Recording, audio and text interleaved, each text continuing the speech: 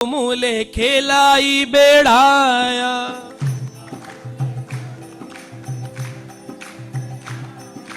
मरकट खेला खेले एक चरण दंडाया।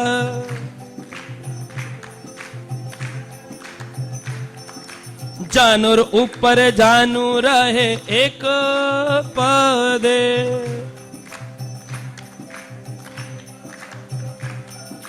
देखिया जननी डाके उत्कट शब्द।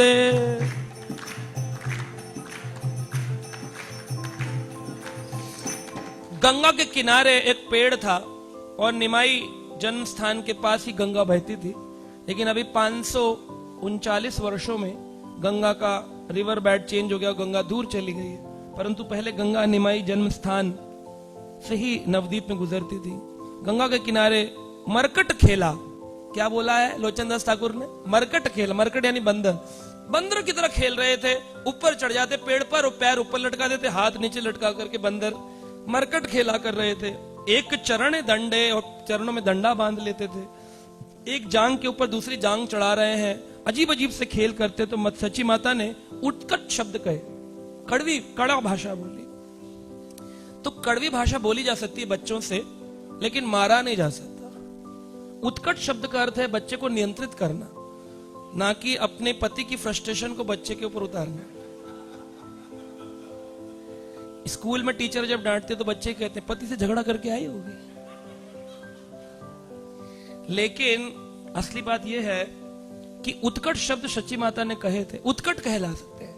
5 वर्षे तलाड़ेना 10 वर्षे तताड़ेना षोडश वर्षे मित्रम समाचरे। चाणक्य पंडित कहते हैं पैदा होने से 5 साल तक बच्चे को प्यार से पालो, 5 से 15 तक उसको सिखाओ। ताड़न का मतलब मारपीट घुसा नहीं, 15 तक उसको शिक्षा देनी, बेटा ये गलत है, बेटा ये सही, बेटा ये गलत। उत्कट शब्द कह सकते हैं, लेकिन प्रेम पूर्वक उसकी भलाई के लिए, ना कि ठुकाई के लिए। इतना ना मार दे, इतना मार दें कि बेटे की रीढ़ की हड्डी तोड़ दी, बाद में खुद ही फिर कह रहे क्या हो गया गुस्से गुस्से में। इतना नहीं।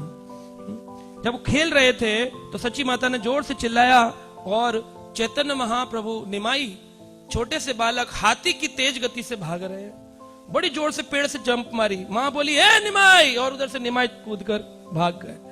मां चिल्ला रही है पलो लो, पकड़ो पकड़ो पकड़ो पकड़ो पकड़ो, और वो आगे आगे भाग रहे हैं। अरे मैं पकड़ में नहीं आऊंगा, बिल्कुल दामोदर लीला की जैसी लीला हो रही है, पकड़ो पकड़ो पकड़ो, पकड़ में नहीं आए। सच्ची माता ने पकड़ने का प्रयास किया, लेकिन भगवान गौर तेज गति से भाग गए और वहां पर जितने भी बर्तन रखे थे झपट करके वो उन्हें फेंकना प्रारंभ कर दिया। जैसे भगवान कृष्ण ने मक्खन की मटकी फोड़ी थी, वैसे ही निमाई ने घर में रखे हुए पानी के सभी बर्तन मटकों को फोड़ना प्रारंभ कर दिया और उन्होंने अपनी नाक की एक ओर अपनी उंगली टिका दी। सची माता उन्हें दंड देना चाहती है। विशंबर ने शर्म से अपना सिर झुका लिया और विशंबर नीचे मुख कर लिए, बोले अरे माँ डांट क्यों रही हो, मटकी क्यों फोड़ी तुमने, ऐसा क्यों किया तुमने। उनका मुखारविंद चंद्रमा के तुल्य था, उनके नेत्र अधीर थे और तेजवान। बड़ी प्यारी बोली में उन्होंने सच्ची माता को कहा, सच्ची माता मैं चाहता हूं तुम इस घर की सभी वस्तुओं को फेंक दो। बोले वो क्यों? ताकि तुम्हारी आसक्ति हर चीज से हटकर केवल मुझे में हो जाए। तो ये शिक्षा है, जीवन में जितनी ज्यादा चीजें रखोगे उनसे उतनी आसक्ति बढ़ती जाएगी। भक्त का जीवन simple living and high thinking. यहाँ सच्ची माता को चैतन्य महाप्रभु ने कहा घर के मटके भी फोड़ दो, है ना। हम लोग तो प्रभु आपकी कृपा से सब काम हो रहा है, गाड़ी आ रही है, बंगला आ रहा है, लड़का विदेश जा रहा है, आपकी कृपा सब काम हो रहा है। आसक्ति बढ़ा रहे और कुछ नहीं कर रहे। ये भगवान की कपट कृपा है। काम सामान रिड्यूस करना चाहिए, जितना कम हो उतना अच्छा। सिंपल लिविंग, है ना। जिसकी जरूरत नहीं है वो चीज छोड़ दो। आपको बहुत जरूरत है, बेसिक नेसेसिटीज रखो, बाकी ऐश्वर्य त्याग दो। पानी के मटके तक त्याग दिए ताकि तुम्हें और किसी चीज से आसक्ति ना हो, केवल मुझसे हो। इस प्रकार महाप्रभु ने सिखाया। गौर हरि ने बड़ी सारी आनंदित लीलाएं करी। जिसमें जानने की क्षमता होती है वो इन लीलाओं को समझ पाता है। सारे देवी देवता प्रतिदिन आकर के निमाई को दंडवत प्रणाम करते थे। अब तो सच्ची माता भी समझ गई ये रोज का ही हो गया है, रोज ही देवता आते हैं, प्रतिदिन मंदिर के दरबार खुलते हैं। एक दिन की बात है, सच्ची माता ने कहा स्नान करने के लिए चलो। जैसे नंदगांव में भगवान कृष्ण को यशोदा ने कान पकड़ के कहा था, मिट्टी में खेल रहा है, सुअर है क्या? तो कृष्ण जो है ना वो शर्मा गए, बोले माँ को कैसे पता चला कि मैं वराह अवतार ले चुका हूं? ये तो पता पकड़ में आएगा, तो चुपचाप रह गए और फिर यशोदा कुंड में जाकर स्नान कराया। वैसे ही शची माता ने कान पकड़कर कहा, आई सा बाप स्नान कर गंगा जले,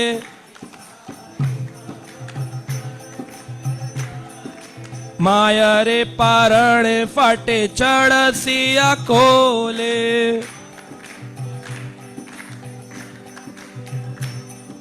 नहीं बा मारी बा ए गंगाया झाप दिया,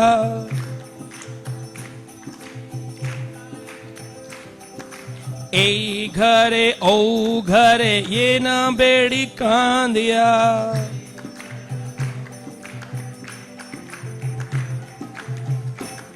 आई आई सा बाप, बाप रे बाप कहते हैं ना, आइए बाप रे बाप कितना गंदा हो रहा है निमाई, आई आई आई आओ आओ स्नान करो गंगा जले, गंगा जल में स्नान करो, मायार पारण फाटे चढ़ा दिया कोले।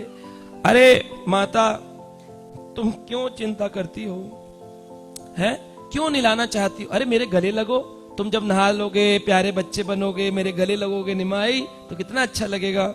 हाँ मैं तुम्हारा आलिंगन करने के बिना मर जाऊंगी, मुझे तुम्हारे से बहुत प्यार है, आओ निमाई मैं तुम्हें गले लगाऊं, गौर आओ जल्दी आओ, नहीं तो मैं गंगा नदी में डूब करके मर जाऊंगी। साम दाम दंड भेद सब प्रयास किया उन्होंने निलाने के लिए। तुम्हारा शरीर देखो सोने के समान है, सुंदर देह पर तुम ये मिट्टी क्यों राख क्यों लगाते हो? सुंदर देह है तुम्हारी, स्वर्ण वर्ण हो, तुम ये गंदी मिट्टी इसमें खेलते हो, राख क्यों लगाते हो? मेरे प्रिय पुत्र कृपया करके इस भयानक गंदे क्षेत्र को छोड़ो और अपने ऊपर जो लिपटी हुई राख है ये सब हटा दो। तुम्हारी सुंदरता को देख करके तो चंद्रमा भी निकलना भूल गया, निकलता ही नहीं, कह रहा हमारे निकलने का क्या फायदा। देखो चंद्रमा पे भी जब थोड़ी सी राख लगती है तो वो कलंकित हो जाता है। तुम तो हजारों चंद्रमाओं को लेकर आए हो, गंदी मिट्टी लगाकर तुम कलंकित लग रहे हो, छोड़ दो, चलो चलो यहां से। अशुचि अशुचि करी बोलिया को बैले। अरे देखो स्वच्छ, अब निमाई ज्ञान दे रहे माँ स्वच्छ और अस्वच्छ क्या होता है, शुचि अशुचि क्या होती है, बुद्धिमत्ता की बात है, ये सब तो सोचने की बात है। आप मेरे प्रश्न को समझ रही हैं ना, मैं क्या पूछ रहा हूं? पवित्र और पवित्र में क्या भेद है? अपने हाथ में एक ईंट उठाई और उठा करके अपनी माता सची के सिर पर खींच करके मार दिया। अब मार दिया, गुस्से गुस्से में बच्चे होते हैं ना, छोटे बच्चे माँ बाप पर कभी खिलौना फेंक के मार देते हैं, उनको पता ही नहीं होता इससे चोट लग जाएगी, मर भी सकते हैं, लेकिन मार दिया। और शची माता जो थी वो चिल्लाते हुए गौर गौर गौर करके रोने लग गई। ये क्या किया तुमने? जब जोर जोर से रोई तो पड़ोस की स्त्रियां भी आ गई, अरे शची क्या हुआ क्या हुआ, बड़ा नालायक है तेरा निमाई, इतनी जोर से मार दी माँ को। और सची माता गौर गौर कहते हुए बेहोश हो गई, इतनी जोर से चोट लगी थी। तो गंगा जल डालकर उठा रहे हैं, उठो उठो विशंबर की माँ उठो उठो। वो उठी थोड़ी देर के लिए, फिर बोली विशंबर कहाँ हो, विशंबर गौर विशंबर, ऐसे बोली। अपनी माता को विशंबर विशंबर रोते देखकर और मुस्कुराते हुए देखकर एक माता वहां पर आई। उसने कहा मैं तुम्हारी माता को बिल्कुल ठीक कर दूंगी, तुम 2 नारियल लेकर के आओ, उससे थोड़ा पूजन करेंगे, आगे से ये तो उपद्रव हो रहे हैं तुम्हारे घर में बंद हो जाएंगे। 2 नारियल लाओ। तो निमाई बोले 1 कि 2? तो बोली 2। क्या ये लो, तुरंत प्रकट कर दिए। वो हैरान हो गई देखकर, देवी जो आई थी पड़ोस में, करिए बाजार नहीं गया, पैसे नहीं मांगे, बोली 1 कि 2? बोले 2। बोले ये लो, दे 2 नारियल दे दिए। अब वो नारियल जो थे बड़े ही दिव्य थे, उनको देख करके तत्काल गलिता व्रंत स्निग्ध सोना वाणे,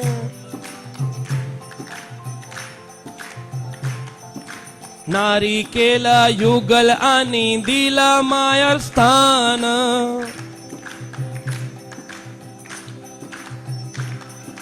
देखिया से नारी गण विस्मय हईला,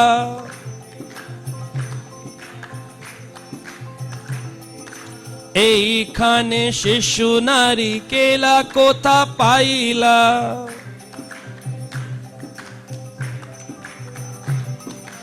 अरे तुम कहां से नारियल ले आए हो? बड़े विस्मय बच्चे हो, लाते कहां से हो? तुम हो कौन? बताते क्यों नहीं हो? बोले मैं कौन हूं? तुमको ऐसा क्यों लगता है कि मैं कोई ऐसा वैसा हूं? मेरे अंदर कुछ नहीं है, मैं तो छोटा सा बच्चा हूं, बालक हूं। और वो कहकर अपनी माँ के गले लग करके रोने लग गए। माँ माँ माँ। हमेशा में आ जाने के पश्चात सती माता ने अपने पुत्र को आलिंगन किया और उनके मुख कमल को करोड़ों बार चूमने लगी।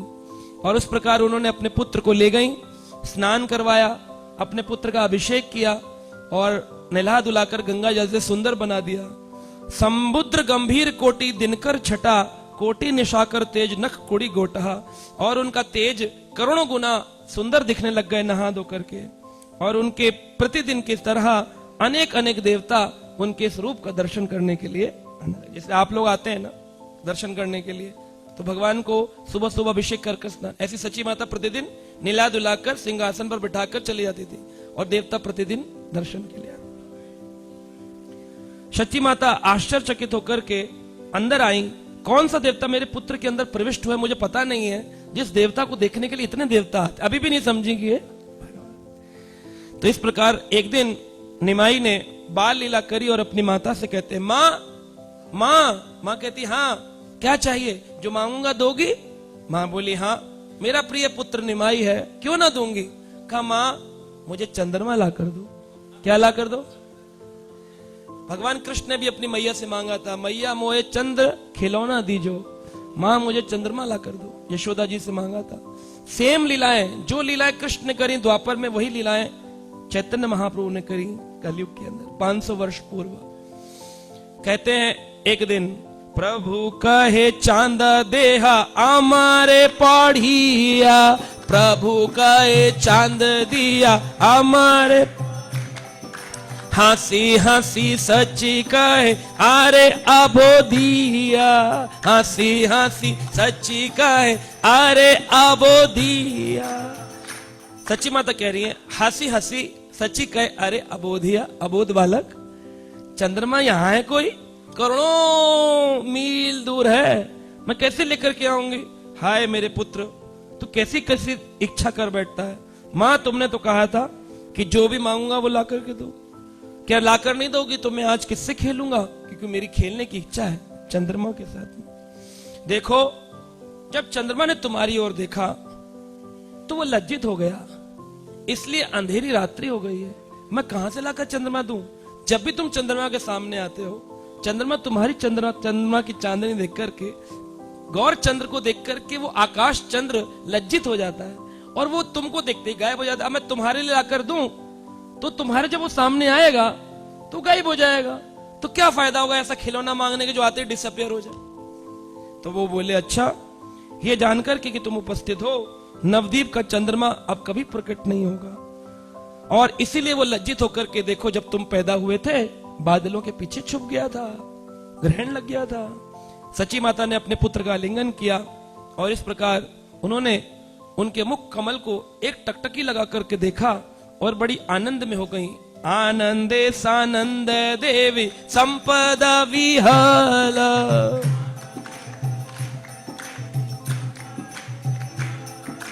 दिक्क विदिक नाही देखी पुत्र लीला।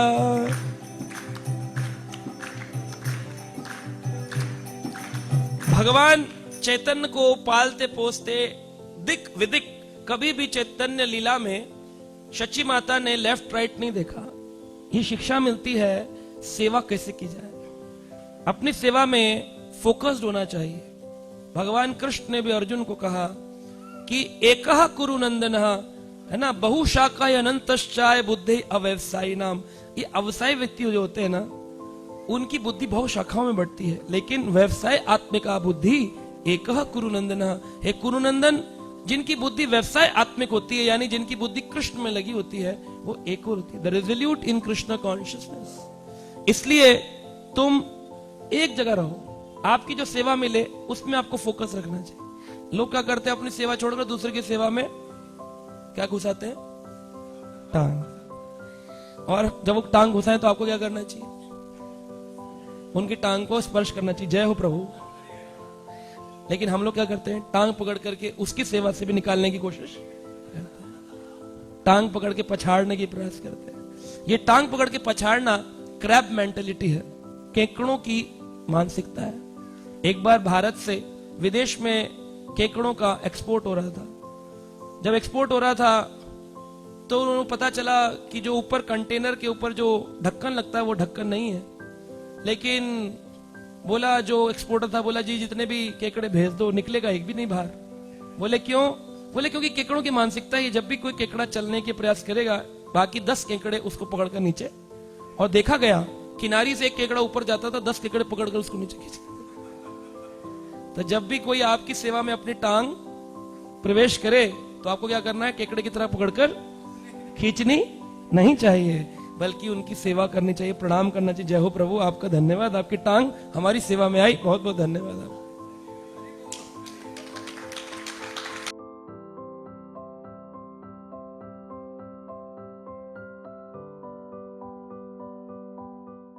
Subscribe now and press the bell icon. Never miss an update.